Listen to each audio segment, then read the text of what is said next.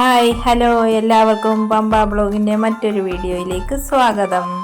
നമ്മളിപ്പോൾ നിൽക്കുന്നത് അത്തിക്കയത്ത് നിന്ന് കടുമേഞ്ചിറയ്ക്ക് പോകുന്ന പമ്പയാറിൻ്റെ തീരത്തൂടുള്ള വഴിയിലാണ്.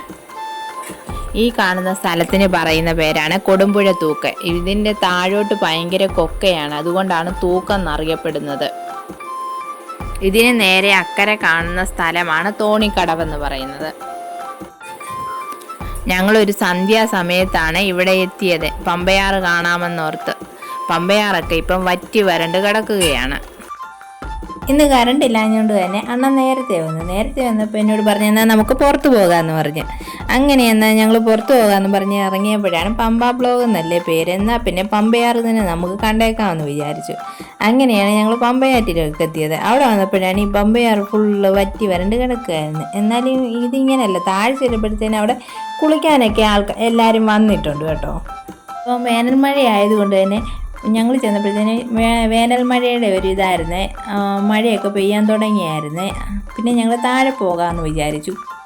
അപ്പോഴാണ് പോകുന്ന വഴിക്ക് +2 പരീക്ഷ കഴിഞ്ഞ് അവരുടെ എല്ലാം സന്തോഷം കാണുന്നത്. അവരെല്ലാം കൂടി നിന്ന് കാര്യങ്ങളൊക്കെ പറയുമായിരുന്നു.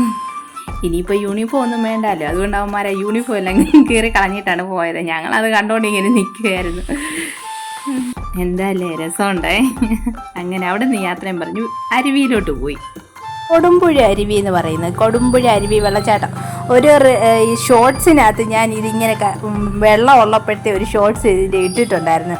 എല്ലാവരും കണ്ടോന്നൊന്നും അറിയത്തില്ല, എന്നാലും ഇതാണ് കൊടുമ്പുഴ അരുവിയുടെ മനോഹര ദൃശ്യങ്ങൾ. വെള്ളം ഉള്ളപ്പോഴത്തെ ആ റീൽസും കൂടെ എല്ലാവരും ഒന്ന് കണ്ടു നോക്കണമേ. അപ്പോഴാണ് നമ്മുടെ സുഹൃത്തുക്കളെല്ലാം കൂടെ കുട്ടിക്കാലം ഓർമ്മിപ്പിച്ചുകൊണ്ട് വെള്ളത്തിൽ കളിക്കാൻ വന്നത്. എന്നാൽ പിന്നെ ഇനി കുറച്ച് നേരം അവരുടെ ഇതൊക്കെ കണ്ടു നിൽക്കാമെന്ന് വിചാരിച്ചു. രസമുണ്ടല്ലേ.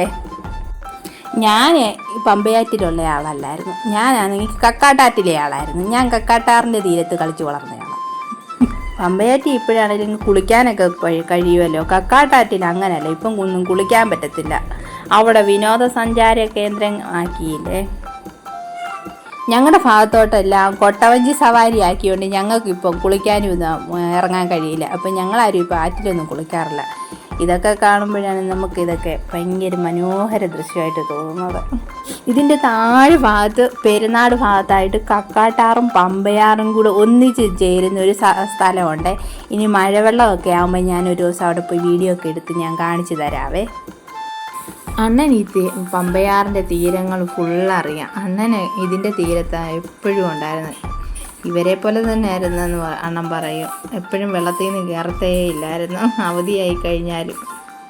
കൊടുമ്പുഴ അരുവിയുടെ താഴെയായിട്ട് ഒരു ചുഴിയുണ്ട്. ഇപ്പം പേടിക്കേണ്ട കാര്യമൊന്നുമില്ല, വെള്ളമില്ലാത്തതുകൊണ്ട്. വെള്ളം വാങ്ങിക്കഴിഞ്ഞാൽ പിന്നെ ഇവിടെയൊക്കെ എല്ലാവർക്കും ഇറങ്ങാൻ പേടിയാണ്. ഇരുകാര കവിഞ്ഞ് വെള്ളം ഉണ്ടാകും ഇവിടെ. ഈ കല്ലിലൊന്നും കയറാൻ പോലും പറ്റത്തില്ല. പക്ഷേ ഇതിൻ്റെ താഴെയായിട്ട് ഒരു ചെറിയൊരു പൊത്തുണ്ടേ, ആ പൊത്തിലൊക്കെ ഇങ്ങനെ കയറിയിരിക്കാം. ഞാൻ കാണിച്ചു തരാവേ. പൊത്തിൽ ഇങ്ങനെ മഴ നനയാതെ കയറി ഒരാൾ ഇരിപ്പുണ്ടേ, അത് കാണിച്ചു തരാവേ. ഈ വീഡിയോയുടെ അവസാനം അവർ കളിച്ച് മടുക്കുമ്പോൾ ഉണ്ടല്ലോ, വലിയൊരു കല്ല് കിട്ടും അവർക്ക്. കളിച്ച് മടുക്കുമ്പോഴേ ആ കല്ലെടുത്തിട്ട് എന്നോട് പറയും തണ്ണിമത്തങ്ങയാന്ന് പറയും. തണ്ണിമത്തങ്ങയും കൊണ്ട് അവന്മാർ മേളിലോട്ട് പോകുന്നുണ്ട്. അതും കണ്ടിട്ട് ഞാനിങ്ങനെ കയറി പോരുകയും ചെയ്തു.